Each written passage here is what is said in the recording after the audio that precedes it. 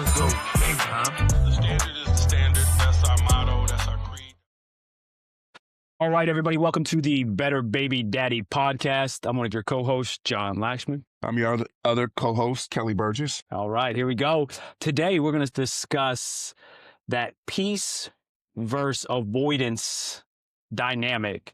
Today's episode is titled, You're Choosing Comfort Over Growth and Calling It Peace. How about that, B? Hey, How about that? Been in that space. Yeah, me too, man. It's been a long time in that space. Really? Yeah. I was just in that space a couple weeks ago with the wife. There you go. Sometimes we just drift over there, huh? Oh, that's the perfect description. It's drifting. Yeah. It's like let me just row my boat over here where the water is calm. So first up, let's talk about the dynamic of the misuse of peace as an excuse to avoid the difficult, dirty work that needs done. Yeah, and I love how you put that, man. Good relationships are trench work, and you really are in the trenches when you don't have a good relationship because you got a BD, right? Mm-hmm. And y'all are split, or BM. Yeah, or BM. No judgment, but in our case, BMs. And we can default to, how you want to put it? I want to keep the peace. Mm-hmm. I want that smoke. I want to be the bigger person. Mm-hmm. Peace at all costs. However you want to frame it. Yeah. But really, it's just masking. I don't really want to confront these challenging, dirty, dingy topics we got to deal with. Have to be dealt with. I'm trying to think of my favorite one that I went to. Oh, I think my favorite one is like, this is what I default. This is what I told myself. I'm just not going to argue with an idiot. That's what I would tell myself. That'll solve it.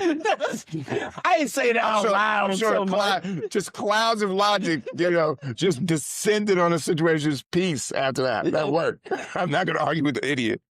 But that was my way of saying, we turned off everything there. No, we're good. Just that light down there. That's what it is. Oh, so your mic went out. Yeah, right. So because the wire there, it's just coming back on now. Okay.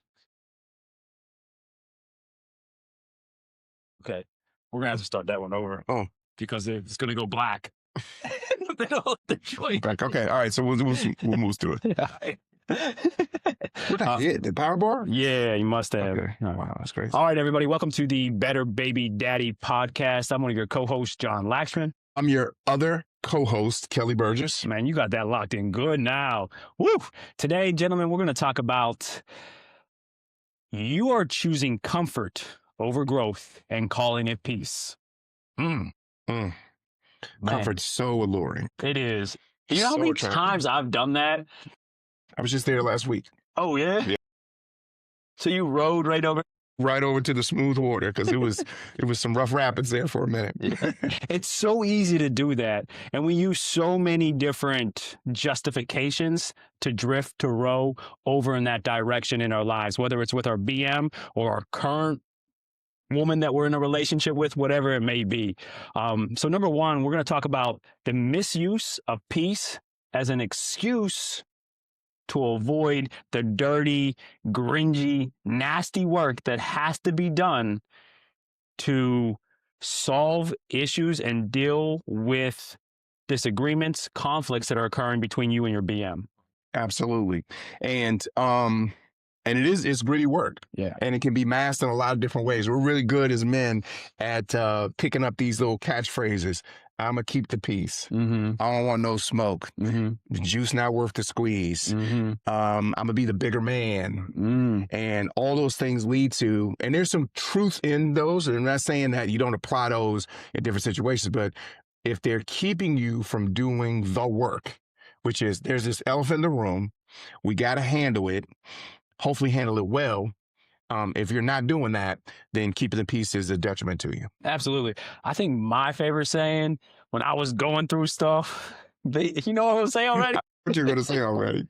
I'm just not going to argue with an idiot. That didn't work out, man. It was in the head. Thoughts. Those are head thoughts. Okay. Those are head thoughts. Yeah, that was up here. But that was my way of avoiding the difficult work that needed to be done because I was keeping the peace. Right. I was being the bigger person. Right. But really, I was a coward. Yeah. Well, I mean, I think maybe you were, looking back, you were a coward, right? But you were ill-equipped, maybe emotionally or verbally, to do the work that had to be done Yeah. at that point. Fair. Either way, it was, you didn't do the work. Yeah. Yeah. So let's say to the men out there, if you are constantly catching yourself saying any of those type of phrases over and over again, you're most likely avoiding the difficult work that needs done between you and your BM that's going to benefit your children. Yeah. And we are not minimizing how hard the work is. Mm-hmm. I mean, you need to know it's going to be hard work. Sort of like New England Patriots need to know it was going to be a difficult slog to beat Seattle. Like, they had to look at the tape and know that. Like, so you need to know, simple fact, y'all are not together, and there is this fissure, this break in y'all's relationship, that it's going to be hard work. And so you got to skill up to do that work. But it's so easy because you're not in one another's face every day. Just transitions, birthday parties, maybe some other family gatherings, to just say, I'm just going to sweep that under the rug. It's not a thing. You know, the pot's not boiling over right now. I'm not going to do it. But you got to know it's going to be hard work, and you got to get in there and do it. Mm-hmm. What would you say, or let me rephrase actually, can you think of a moment or a period in your life where you were just constantly avoiding stuff and the outcome of that was very detrimental down the road? Yeah, my second marriage. Okay. I was, just the dynamics of our personalities. I tend to be an avoidant dude, and my second wife was not an avoidant person. And so I was definitely in that mindset of, it's just not worth the smoke. I can see where this is going to go. And what it did was it just delayed, and we weren't good communicators. It just delayed us. I'll put it this way. We didn't get the reps in of how to just handle conflict well. And so it just delayed fixing conflicts when they're small. And then we'd have these explosive things. Like, she's the only person, and no disrespect to her, I was involved in a relationship, had as much to do with, blame to go around. But she was the only person I was in a relationship where I was just cursing people out. Like, that's not me. Like, people who know me know that that is not a curse. I don't know if I've ever heard you curse. Yeah. Like, my wife makes fun of me when I say, "What the freak?" She said, "Just say it." But I find myself in this space where I'm cursing the mother of my kids out. Like, what? Right. Because those things weren't handled well when small. I didn't have the skill to do it. She didn't have the skill to do it. We had to do it, but we couldn't do it. So that's the first example. The second, and I don't want to go too far afield because we're talking about like couple relationships, is you got to have some difficult relationships with your children. Difficult conversation. Conversation with your children as you're navigating this too. Yeah. So it's practice for this really important skill. So that's it for me. How about you? And so many to choose from. Now, I'm going to say my relationship with my first BM, that was, when I reflect on that, there were many times when we would get in disagreements and I would just leave. Like, physically leave the space? Leave the space. I'm walking out. I'm going for a walk for 30 minutes or so. Okay. And at that time, I was like, yeah, I'm removing myself. I'm not going to argue with an idiot. I hope she ain't listening. Say, hey, I need a break. I'm going to take a walk. I'm going to come back. Or it's just like, I'm not going to deal with this. I'm dealing with this. Gotcha. I'm out. Look, you want to keep yelling. I don't want to keep yelling. Right. Or maybe I do want to keep yelling. Whatever it is. Like, Right. I'm not absolving myself from that situation. I might have started the situation. Right. But now I'm leaving. Right. And then I come back. And that's it. I'm just back. You know what I mean? And your expectation was, hey, it'll blow over. It's Gotcha. cool. It wasn't nothing big to begin with. But you know what? That argument may have been caused because of something very minute, something insignificant. But the underlying issues were never dealt with. Yeah. Because if you don't have the significant underlying issues, when you don't load the dishwasher properly, it doesn't lead to a blow up. Yeah. So when you don't address those things, the small things that occur in a relationship become magnified. They do. And that's what we're talking about when we're saying, well, are you avoiding Right. or are you actually keeping the peace? Doubling back to, it's even harder when you're not a couple.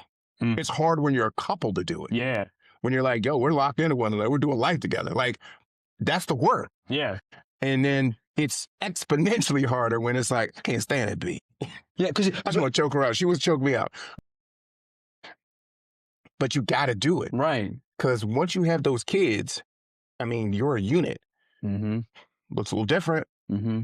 but still same components make it healthy. Good communication, clear expectations, defer, all those things. Mm-hmm. It's just harder. Right.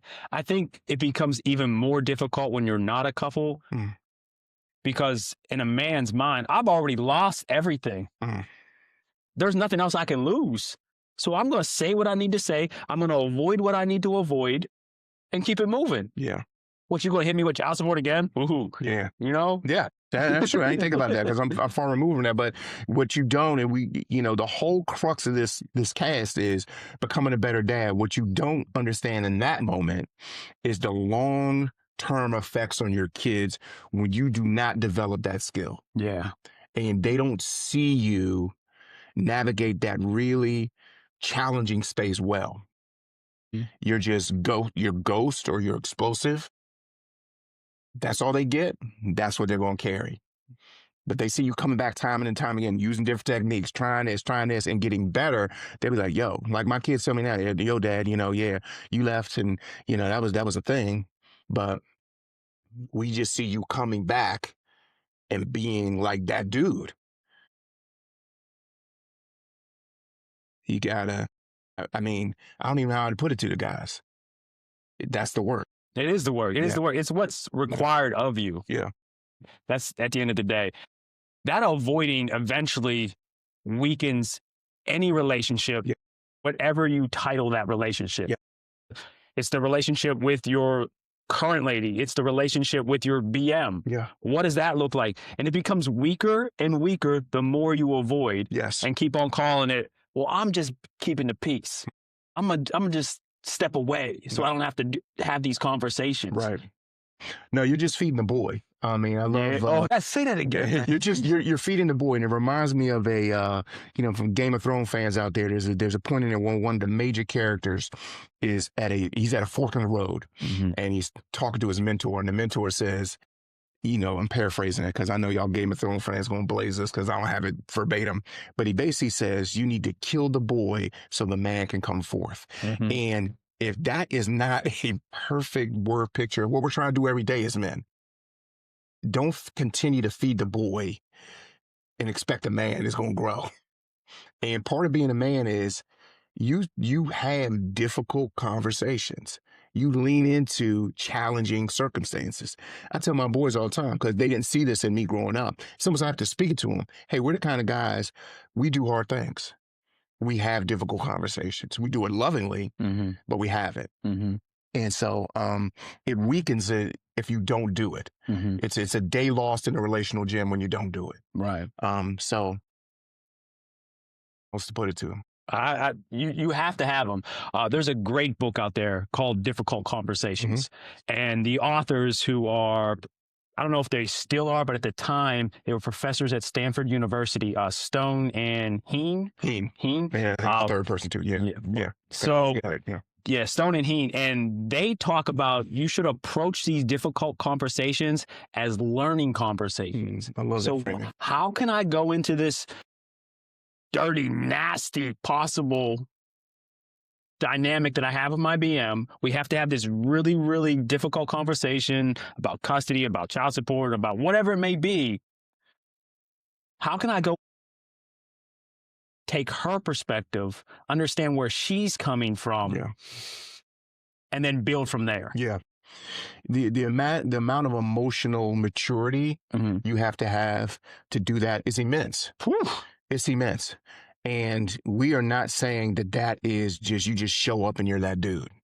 But with repetitions and going, I think it's the framing of, I'm going into this conversation to learn, not to defend, not to prove my point. Nope. Not to win. So the ego has to be put to the side. It does. And to be a co-parent is to be humble, is to recognize, man, I literally don't have the full perspective. I've got a strong perspective, but I don't have a full perspective. Mm-hmm. And so I'm willing to position myself where it's like, I want to fix this problem so much Mm-hmm. that I'm willing to do whatever I need to do to understand you so we can fix it. Mm-hmm. Takes a lot of maturity. It takes an immense amount of maturity and an immense amount of reps. Yes. Like, you might read the book, Difficult Conversations. The next conversation you have with your BM is not going to be a learning conversation. Right. Because there's a lot of internal work that you need to do while incorporating that information into your life. It is. It's one thing, like you said, to have the head knowledge, and it's another thing to apply that thing in real time, you know, and we're still learning. I'm learning. And I referenced, you know, last week being some rough waters. It was some rough waters, not rough waters in the sense that we were just going to jettison a relationship, but rough waters in that, hey, at year 6 in his marriage, we're having a conversation at a heat level that we have not had at before. And I was like, yo, okay, we're in a moment. So fortunately, had some reps, called a time out, went downstairs, physically removed myself from the space, went downstairs and prayed, asked for just understanding, took some deep breaths to regulate myself. And in 3 minutes, I was back upstairs, sitting in the chair and say, okay, where do we leave off? And that is not where I was 25 or 30 years ago. I mean, you know, and that's what we're talking about, fellas, is like, that's kind of like what it feels like, but it's harder when you're not invested in a marriage, or you're not invested in a significant relationship. When you have nothing to lose. Nothing to lose, right. When you really could go scorched earth because all you're thinking about is, I am pissed off, or I don't even want to deal with you. Just let me see my kids. But the long-term effects of, like we said, is you don't become the man that can parent well by avoiding these things. Yeah, man. You know, if anything else doesn't come through, it's like, man, we're with you in it. We're in a different type of situation relationally, but man, we understand the work. You know, we can't sugarcoat. There's no shortcut to it. No, none at all. Yeah. It is an internal job. That's 100% true. You brought up the spiritual component of this that I believe is a crucial part of building a whole man. Right. Whatever that spirituality is for you. Right. We also tend to use spiritual language to hide fear. And that spiritual language may come in the form of, well, I'm going to just let karma take care of her. That's a great one right there. I'm going to let go and let God. But you had said something pre-show about that. Could you elaborate a little more? Sure. I think that there is, it's a balance. Like, I think there are spiritual truths that govern relationships. You violate those, you gonna get clapped. It's just, it's like gravity. So, but it doesn't absolve you from exercising this beautiful thing we have as human beings, which is agency. Like, you can choose what to do. And that's part of the spiritual work. It's like, hey, you're in this conflict. Spiritually, you know, you shouldn't be cursing your lady out. You can have heat, but you're not cursing her out and diminishing her as a person. And so it's, how do you have the feeling, address the issue in a way that is affirming to her as a person and not attacking. And so when I went downstairs to my office, it's because I knew, as a man in the flesh, I was at my limit about what I can handle. There were some things that my wife knew were buttons for me that came up and got pushed in the conversation. Acknowledged that, hey, that's a button. She kept going and she realized, yo, that is a button. And then I said, hey, I need a timeout before I start pressing some buttons. So, but you can over spiritualize it if you just kind of leave it at, I'm good. I'm just going to pray about it. No, I'm good. I prayed about it, and we're gonna get right back into this mud. I like that concept of having autonomy and not just like giving it all over. Yeah. Because how I view spirituality in the sense, whether spirituality for whoever is listening is the universe or a monotheistic God or polytheistic, whatever your viewpoints are, is, when I'm in my car and I set my GPS, that's the guidance on where I need to go. Yes. But I still have the autonomy to go wherever I want to go, no matter what the GPS is telling me. Correct. Or I'm not paying attention to the GPS and I miss the exit. Correct. That's how I view spirituality. So it's that autonomy to make the decisions, not just, what's the saying? Let God take God. Let God. Yeah, and let God take the wheel. Right. Like if I let go of the wheel entirely while I'm physically driving, not in a spiritual sense, but while I'm physically driving, I'm a crash, no matter what the GPS says. Yeah. Unless I'm in a Tesla. So, it's true. But it's that concept of saying, I need to step up. I may look to my spiritual practice as guidance, but I still have to make the right hand turn. You do. Yeah. And so I think the point we're trying to make is that it's easy to mask not confronting the situation in spiritual jargon and kind of spiritual mindsets. And it's really, if you've used that to help you navigate this difficult point, if your spiritual relationship helped you navigate the difficult, to break up and the adjustments to, visitation and all that, it's so easy to kind of go into that closet and say, and just kind of lather that on everything. Whereas, man, honestly, fellas, you're going to have to do some of the toughest spiritual work you've ever done in your life. And it's face to face, it's voice to voice, it's in real time. All them scriptures you're reading, they're going to be applied in real time. King Solomon. Absolutely. Hey, all them Proverbs, you talk about reading Proverbs every day. Hey, there's going to be times when you have to apply it in real time. And you have the autonomy and the power to do it. And you got to exercise that. Absolutely. Yeah. Well said, B. Hey. All right. So when we are constantly in that avoidance mindset, whether we know it or we don't, and we think we're just keeping the peace, what's the long-term effect of choosing comfort? I think you deceive yourself. Ooh, I like that. I was thinking about, there's a verse in the Bible that says, when a man knows the good he should do and doesn't do it, he deceives himself. Basically, that's the paraphrase. So you think you've been thinking about doing the good so much, but you don't have the practical reps of doing the good. And so you think you're this dude that's stronger than you are, but you really ain't been in the gym. Yeah, because you're sitting there like, yeah, I kept the peace. I didn't engage with her. I didn't do any of this. But you actually needed to engage with her, and not on a disrespectful level, but you needed to have that conversation. Yeah. But you showed up. She was talking to you. You turned your back, grabbed your kid, and walked away. Yeah. Because you didn't want it to escalate into an argument. And there's times when to do that. But after that, you got to go back and say, hey, it's a little tense. Had to drop off. I didn't want to get into it.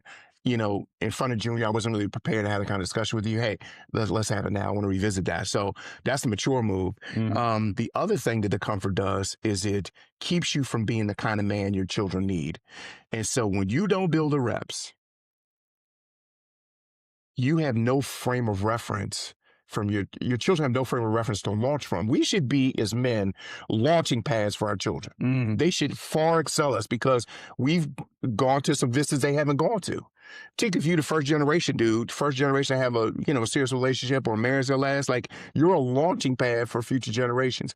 But if you don't do that work, your kids are going to be traveling the same path in a lot of ways that you did. And so it's not about you. That's the thing that I think that we want to impress upon you in the cast is like, man, think long-term, fellas. Short-term thinking got us in these situations. Thinking at the end of our joints got us into these situations, but thinking long-term and doing that work helps the kids. Like we have a mentor that says, it's about the kids.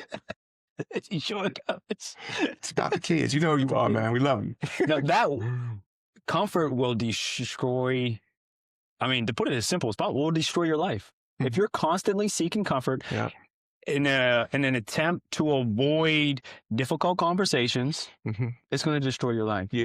What's that saying we're talking about? Hard times make hard men.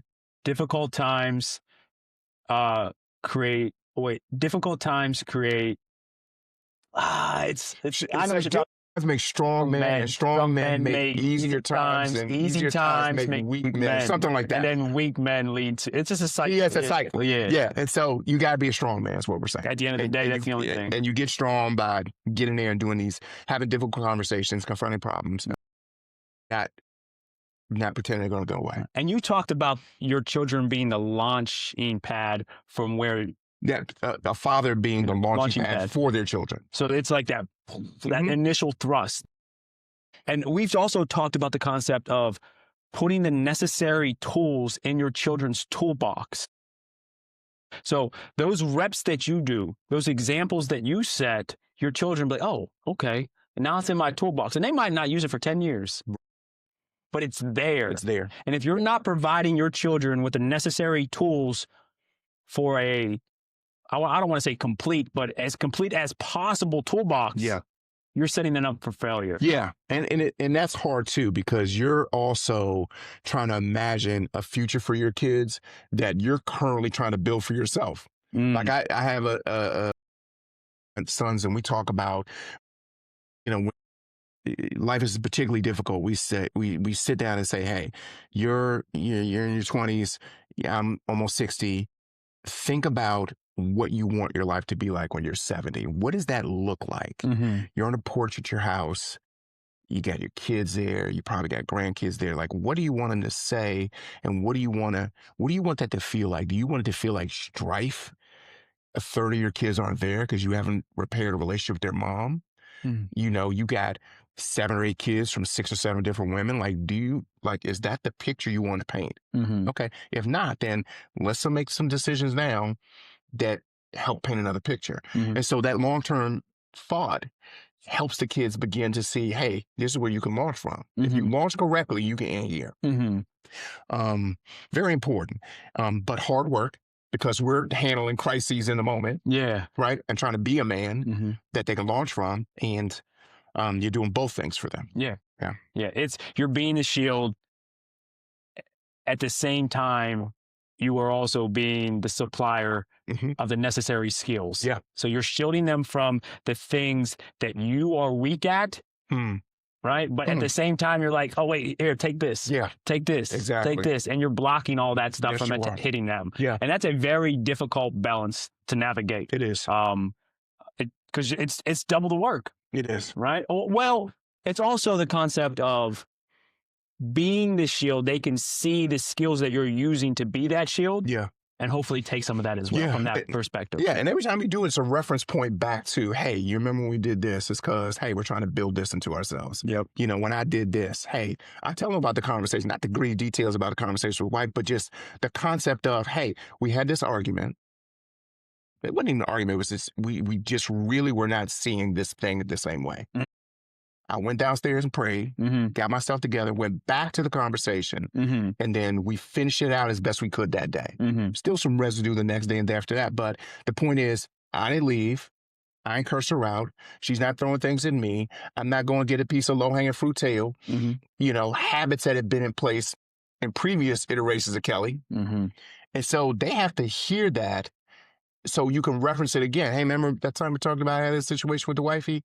Hey, man, you might want to apply that with your girl this time. It's up to you. Yeah. But work for me. And so those reps help them. Yeah. And when you were just, and I know you're coming up on the end, when you were just describing, hey, you're doing 2 work. You're shielding and you're equipping. Yeah. It reminded me of like, you're in this battle, right? And you have to escort your children across this open battlefield. And you just are, you're shielding and y'all are both running. Yeah. And you're giving them weapons and you're like, hey, when we get to this point, I'm gonna need you to throw this stone or shoot this arrow or something. But we got to get to this. I got to get you to this point where you're close enough to the enemy to make sure it's effective. And man, it's like, that's it. Yeah. That's the work. And a lot of us dads, particularly when we break up, we're like, it's too much work. Yeah. He'll catch it. Put the shield down. Yeah. They stop handing the weapons over. Yeah. Yeah. It's crazy, man. So, but at the end of the day, who's going to benefit when you stay silent? Right? Nobody benefits. At the end of the day, if you choose to avoid the difficult conversations, it's not going to benefit you. Right. It's not going to benefit your BM, and it's not going to benefit your children. So it's time to step up. It's time to stop using, oh, I'm just going to be the bigger person. I'm going to let go and let God as excuses Right. to avoid the difficult work that needs done. Right. Avoiding hard conversations is not maturity. It's cowardice with better branding at the end of the day. That's all it is. Yeah. So you got to step up. You got to do the work. Yeah. You got to do what's necessary. Yeah. And it's going to be hard. It's going to be difficult. Yep. And you're not going to be perfect at these things. We're not. But you cannot allow these underlying things to lay in the weed. And then all of a sudden you're at a drop off. Yep. And you say something that may be completely innocent, but it's interpreted differently. And then you're in a blow up in front of your children. In front of your children, yeah. Because you didn't address it. Right. Yeah. Or you don't have a mechanism to say, hey, this is how we're going to address it. Yeah. I mean, we can go on all day. We're really passionate about this because it is the work. And it's, like I said before, exponentially harder because y'all aren't together. If it's early, you're in acute conflict with one another. And so you got to use skills you've never had. You got to develop the skills where you're fighting the fight. But please do that work for the benefit of you, your family unit, and your kids. Yeah. I'm almost, it's in my chest. Yeah. Because I know what that work feels like. Yeah. And what we're asking men to do. And it is hard work. You can't do it alone. Right. That's the thing I was going to say. You cannot do it by yourself. Well, so get a tribe of guys around you that's going to hold your feet to the fire, yank you where you want to be, but also support you when you take some licks. Right. Yeah. And I think it's very important to say this part. We're not asking you to bite your tongue. Right. We're not asking you to say, all right, she can go crazy, but I have to stay completely calm and just take it all in. Yeah. And eat all the, we talked about eating glass before, right? Yeah. There's a way, as the example you gave, to, all right, this moment right now is not working. Let me step away. Let me do whatever I need to do to get myself back on track in a better mental place and come back to this discussion. There's a way to get my point across directly and respectfully. There are all these things, but it takes the reps. It does. Yeah. You're going to set boundaries and they're going to get crossed. You're going to set them again and they're going to get crossed again. Yeah. But are you willing to be consistent and respectful in how you approach those boundaries being crossed? Yeah. Man, it takes practice. Yeah. And at the end of the day, how would you like your children to handle these situations? There it is. That's it. And it's hard to think about that in the moment, but really think about that as much as you can in the moment. Yeah. You know, what do I want to model? So what tool I want to put into a box? Man, great. And just great points. I'm still like, I'm in tears, but I can't really, it's a weird feeling. Yeah. Because it's so personal. Yeah, that's it. Right. That's what it is. It's so personal. And we can both remember when we weren't these men that we're calling you to be, right? And it's, you know what the crazy thing is, B? And I know we're just kind of like going still. No matter how much work you do, I feel like I'm always on the precipice of slipping back to that person. Oh, no doubt. It's always so close to being there. So I was like, it's like an out-of-body experience. Like, am I going to do what I used to do here? Because it feels very familiar. Thoughts flood your brain immediately. As soon as you're in any type of disagreement, no matter how intense it is, it's like this, it's the devil calling you back. Come on back. Come on. You know how we roll. But thank goodness that we do better because we know better. Yeah. And we want you guys to do better, and we're with you on that journey. Right. So. All right. Until next time. Yeah. I'm John. I'm Kelly. Peace.